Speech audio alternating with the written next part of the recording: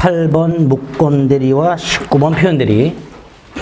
자, 묵건대리는 대리권 없는 자의 대리행위고 그 다음에 본인에게 추인권과 추인거절권, 상대방에게 최고권과 철회권 이렇게 되어 있죠. 그 다음에 본인이 추인을 거절하고 상대방이 선의 무과실일 때 묵건대리인이 행위 능력자임을 전제로 묵건대리인이 책임을 지는 경우가 있죠. 그 5개. 추인, 추인거절, 최고, 철회, 묵건대리인의 책임. 5개. 여기 이제 묵건대리에서 나오는 지문들이죠. 갑으로부터 대리권을 수여받지 못한 을이 갑의 대리인이라 사칭하여 갑의 땅을 병과 계약을 했다. 1번. 갑은 을의 행위를 추인할 수 있죠. 이 추인 누구한테 해야 돼요? 병에게 해야 돼요? 아니지. 을에게 할 수도 있고 병에게 할 수도 있고 병의 승계인에게 할 수도 있죠. 무상승 이렇게 의자가 그랬죠. 묵건 대리인에게 할 수도 있고 상대방에게 할 수도 있고 상대방의 승계인에게 할 수도 있고 따라서 1번 X. 자, 2번. 갑이 추인하지 않았고 을이 대리권을 증명 못했어요. 두 번째죠. 선의무과실 병이라고 돼 있죠. 그럼 을은 책임져야 되지. 계약을 이행하는가 손해를 배상해야 돼. 자, 이때 누가 선택해요? 을 자신이 아니죠. 상대방 병의 선택에 쫓아 이렇게 돼 있죠. 그러니까 2번 틀렸죠. 이 선택 누가 하는지 꼭 기억해야 됩니다. 을 자신의 선택이 아니라 상대방 병의 선택에 쫓아 계약을 이행하거나 손해를 배상해라. 자, 3번. 갑이 을의 묵건대리인을 추인하게 되면 처음부터 효력이 있죠. 처음부터 효력이 있습니다. 추인한 때부터가 아니라 소급하여 처음부터 효력이 있다. 4번. 상대방의 최고 철회. 자, 최고는 상대방이 선악불문하고 할 수 있죠. 반면에 철회는 선의만 할 수 있죠. 그러니까 병이 계약 당시 을에게 대리권이 없다는 사실을 알았다. 악의다. 악의니까 철회권을 행사할 수가 없다. 이게 답이죠. 자, 5번 최고. 상대방이 본인에게 상대방 선의였든 악의였든 묻지 않고 추인 여부의 확답을 최고할 수 있고 본인이 상당한 기간 내 확답을 바라지 않으면 추인을 거절한 것으로 본다. 이렇게 돼 있죠. 잘 나오죠. 이것도 추인한 것으로 본다. 이렇게 묵건대리 행위, 추인 거절, 최고 철회, 묵건대리인의 책임 5개. 꼭 정리 꼭 나옵니다. 묵건대리는. 묵건대리가 안 나오면 표현대리가 나오죠. 둘 중에 하나 꼭 나오죠. 자, 표현대리는 묵건대리지만 본인에게 유효가 되는, 본인이 책임을 지는 묵건대리. 이유는 상대방이 선의 무과실, 그리고 본인이 대리권 수요 표시를 했거나 묵건대리인이 권한을 어겼거나 묵건대리인이 권한 소멸 후에 행위했거나 3가지. 그죠? 자, 여기서 표현대리에서 보호되는 사람은 직접 상대방만을 말한다. 전득자는 보호되지 않는다. 직접 상대방만을 말한다. 유권대리로 전환되는 것은 아니니까 유권대리에 관한 주장 속에는 표현대리에 관한 주장이 포함되어 있지 않다. 본인은 전적인 책임을 져야 하고 본인 책임을 감경할 수는 없다. 마지막으로 강행규정 위반 행위에 표현대리를 적용할 수는 없다. 이런 것들이 기본이죠. 1번 유권대리로 전환된다. 땡. 묵건대리입니다. 2번 정당한 이유. 정당한 이유가 뭐예요? 상대방 선의 무과실. 자, 기준 시기 행위 당시. 기준 객관적 사정. 그래서 행위 이후 사정 고려하지 않고 표현대리인의 주관적 사정 고려하지 않는다. 행위 당시 객관적 사정을 가지고 정당한 이유 유무를 판단해라. 이렇게 되죠. 따라서 2번이 옳은 지문이죠. 3번 나왔네. 강행규정 위반 행위. 표현대리 적용할 수 없다.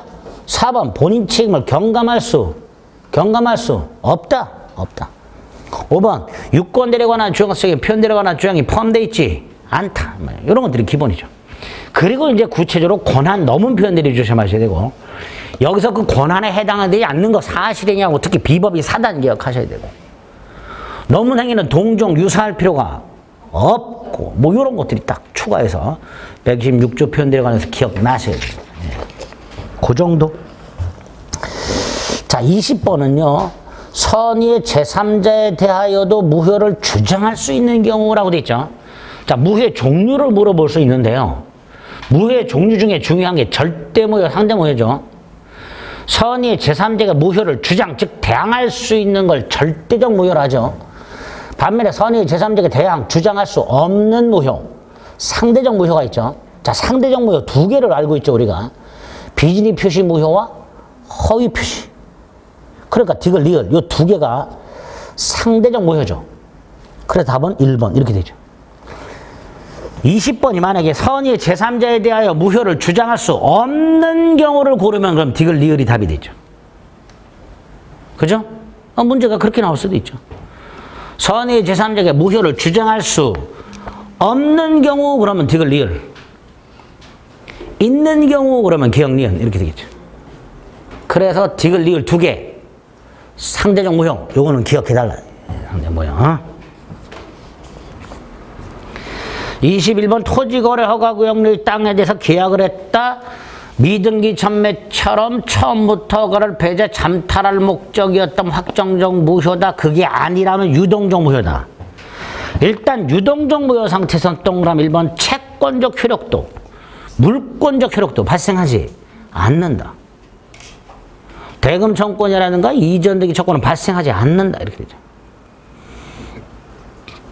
또 토지거래 허가를 받기 전에는 2번 채권 채무가 발생하지 않으니까 설령 매수인이 대금을 지급하지 않았다 하더라도 채무 불이행이 아니므로 채무 불이행을 이유로 하는 계약해제나 손해배상 따위를 청구할 수는 없다. 없다 그랬죠. 3번 허가를 받으면 처음부터 유효. 유동적 무효였던 계약이 허가를 받으면 허가 받은 때부터 유효가 되는 게 아니라 처음부터 유효 이렇게 돼요. 처음부터. 잘 보세요. 이거를 만약에요. 계약을 했고 허가를 받았을 때 허가 받은 때부터 유효라고 하면요. 요 사이에는 무효였던 거죠. 여기서 어떤 문제가 생겨요? 계약할 때 계약금을 줬어요. 그럼 그 부당이득이 되는 거예요. 그러니까 일단 허가 받으면 계약금 부당이득으로 돌려줬다가 다시 받아야 되는 이런 문제가 생겨요. 그래서 허가를 받으면 언제부터 유효가 된다고요? 소급해서 유효. 이게 판례입니다. 조문에는 없어요. 법조문은 없는데 판례가 처음부터 유효가 된다 이렇게 판결합니다. 그게 3번. 근데 이 3번은 제가 수업 시간에 거의 말을 안 했던 거죠. 그러니까 3번이 온지, 뭐 1번, 2번은 틀린 건 확실하고, 근데 3번은 온지 X인지 잘 모르겠어. 그러면 계속 읽지 말고 바로 넘어가자 말이지. 그럼 다른 데 답이 보여요. 4번. 토지거래 허가 받기 전에 갑이 허가 신청 절차 협력의 뭐 이행 거절 의사를 명백히 표시했죠. 이게 뭐예요? 갑의 일방적 철회. 이게 철회죠. 철회하고 나는 허가 절차 협력 안 하겠다. 그죠? 그러니까 뭐가 된다? 확정적 무효가 된다. 이게 답이죠. 그러니까 4번, 3번 틀렸구나 이렇게 되는 거예요. 5번 확정적 무효가 됐을 때 그 무효가 됨에 있어 귀책사유 있는 자, 그게 4번에 있는 갑이에요. 일방적으로 철회, 허가 신청 절차 협력 의무에 대한 일방적 거절, 얘한테 귀책사유가 있는 거예요. 그놈도 뭐 할 수 있다? 무효를 주장할 수 있다. 대신 상대방에 뭐 해라? 손해를 배상해라. 그러니까 5번 X. 다시 한번 그 무효가 됨에 있어 귀책사유가 있는 자 이퀄 4번의 갑. 요놈을 말하는. 그놈도 무효 주장할 수 있다. 22번에 1번은 뭐죠? 139조 본문이죠. 무효인 법률행위는 추인하더라도 효력이 없다. 단서에는 그러나 당사자가 무효임을 알고 추인하면 새로운 법률행위로 본다. 조문 암기해달라고 그랬어요. 이렇게 본무안 따로 떼서 나옵니다. 자, 2번. 법률행위 일부가 무효, 원칙 전부 무효, 예외 일부 무효죠? 임의규정.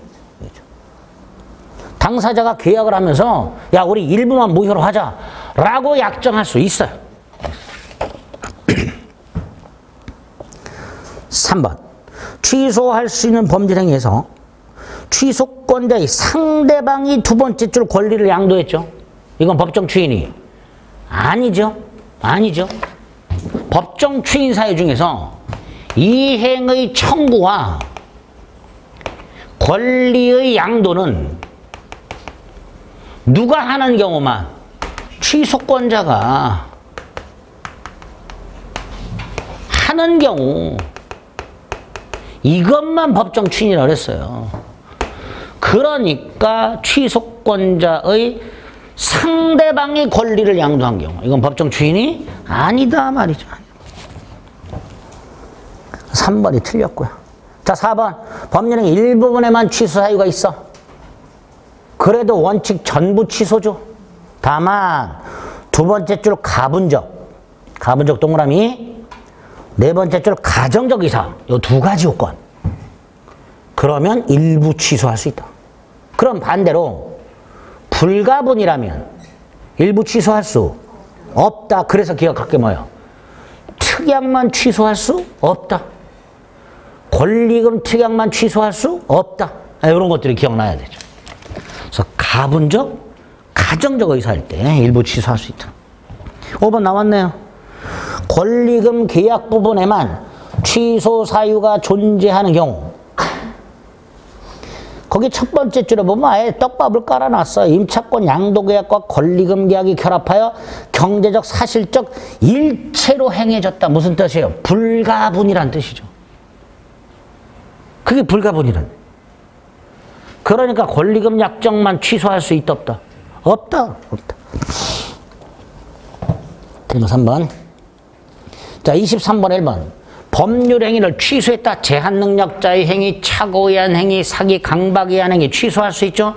취소하면 처음부터 무효. 기억하자. 처음부터 무효. 자, 오늘 지금 소구표 있는 거 무권대리 추인 봤어요? 소구표죠. 또 토지거래 허가 받았어요. 소구표죠. 취소했어요. 소구표죠. 다음 중 소구표가 인정되는 것은 이렇게 나올 수 있어요. 그럼 곤란해야 돼? 네, 곤란해. 처음부터 무효.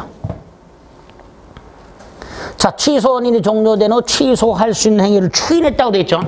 취소할 수 있는 행위 추인.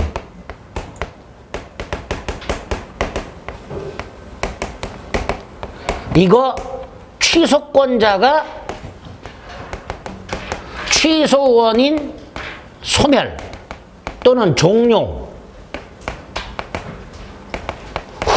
후 취소권을 포기하겠다라는 의사표시죠. 그죠? 취소권을 포기하겠다는 의사표시예요. 그러니까 취소 원인이 소멸한 후에 추인했을 때, 즉 취소권을 포기했다. 그러니까 나의 행위가 취소할 수 있다는 걸 알고 해야 돼. 알고. 나한테 취소권이 있다는 것, 나의 행위를 취소할 수 있다는 것, 나는 취소할 수 있다는 걸 알아야 취소권을 포기하죠. 그죠? 나한테 취소권이 있다는 걸 모르면 포기도 못하는 거예요. 그래서 2번. 취소할 수 있는 행위를 알아야 포기도 할 수 있다. 그 말이죠. 3번은 법률행위를 추인이 아니고요. 취소할 수 있는 추인이 아니라 취소를 하면 무효가 되죠. 그죠? 무효가 되면 무효행위 추인할 수 있다고 그랬죠. 잘 보세요. 취소할 수 있는 추인은 취소를 하기 전에 추인하는 거예요. 취소하기 전에. 그러니까 취소를 한 후에는 이게 아니라 이 추인하는 거예요. 무효행위 추인할 수 있다. 따라 3번 X. 법률행위가 취소가 됐으니까 취소권자는 더 이상 취소할 수 있는 법률행위 추인에 의해서 유효하게 할 수는 없다. 없다. 대신 무슨 추인할 수 있다? 무효행위 추인할 수 있다. 3번 틀렸죠? 4번 나왔네요. 법률행위가 취소가 됐어요. 무효죠? 그러니까 두 번째 줄 무효행위의 추인에 따라 유효하게 할 수는 있다. 3번, 4번 묶어서 기억하시면 되죠. 취소할 수 있는 행위를 취소를 하면 무효가 됐으니까 무효행위 추인할 수 있다. 3번 취소할 수 있는 추인을 못한다. 이건 취소 전에 하는 거니까.